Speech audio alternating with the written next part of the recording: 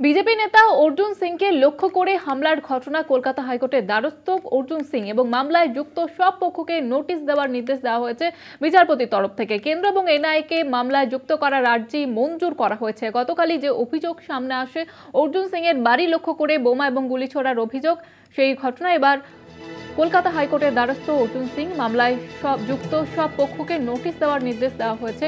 বিচারপতি এই নির্দেশ দিয়েছেন এবং কেন্দ্র ও এনআইএকে মামলায় যুক্ত করার আর্জি মঞ্জুর করা হয়েছে। কলকাতা হাইকোর্টের দ্বারস্থ অর্জুন সিং গতকাল তার বাড়ি লক্ষ্য করে বোমা এবং গুলি ছোড়ার অভিযোগ এবং আঘাত পান অর্জুন সিং এবং তারপরে কিন্তু রাজনৈতিক তরজাও শুরু হয়েছে। একদিকে অর্জুন সিং তিনি বিস্ফোরক অভিযোগ করছেন মমতা বন্দ্যোপাধ্যায়ের বিরুদ্ধে, অন্যদিকে এবার হাইকোর্টের দ্বারস্থ অর্জুন সিং এবং কেন্দ্র এবং এনআইকে মামলায় যুক্ত করার নির্দেশ দেওয়া হয়েছে আদালতের তরফ থেকে এবং মামলায় যুক্ত সব পক্ষকে নোটিশ দেওয়ার নির্দেশ বিচারপতির। আপনাদের জানিয়ে রাখবো, বিজেপি নেতা অর্জুন সিংকে লক্ষ্য করে হামলার ঘটনা কলকাতা হাইকোর্টের দ্বারস্থ অর্জুন সিং মামলায় যুক্ত সব পক্ষকে নোটিশ দেওয়ার নির্দেশ বিচারপতির। অন্যদিকে কেন্দ্র এবং এনআইএকে মামলায় যুক্ত করার আর্জি মঞ্জুর করা হয়েছে। কলকাতা হাইকোর্টের দ্বারস্থ অর্জুন সিং, তার বাড়িতে হামলা ঘটনায় এবার কলকাতা হাইকোর্টের দ্বারস্থ অর্জুন সিং।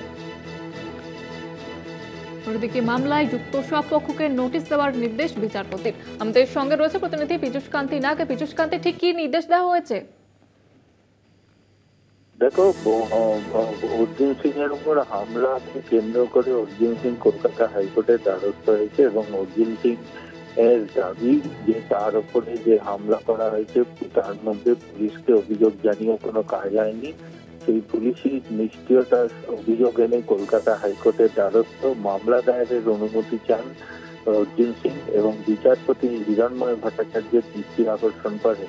বিচারপতি হিরণময় ভট্টাচার্য তাকে মামলা দায়েরের অনুমতি দিয়েছে। পাশাপাশি অর্জুন সিং আদালতের কাছে আবেদন জানান যে তার উপরে যেহেতু বোমাবাজি করা হয়েছে, সেই কারণে এনআইএ এবং কেন্দ্রীয় সরকারকে এই মামলায় সংযুক্ত করতে চান। তার সেই আবেদন মঞ্জুর করেছে কলকাতা হাইকোর্ট। সোমবার এই মামলাটি বিচারপতি রাজশ্রী ভরদ্বাজের এজলাসে শুনানির সম্ভাবনা রয়েছে।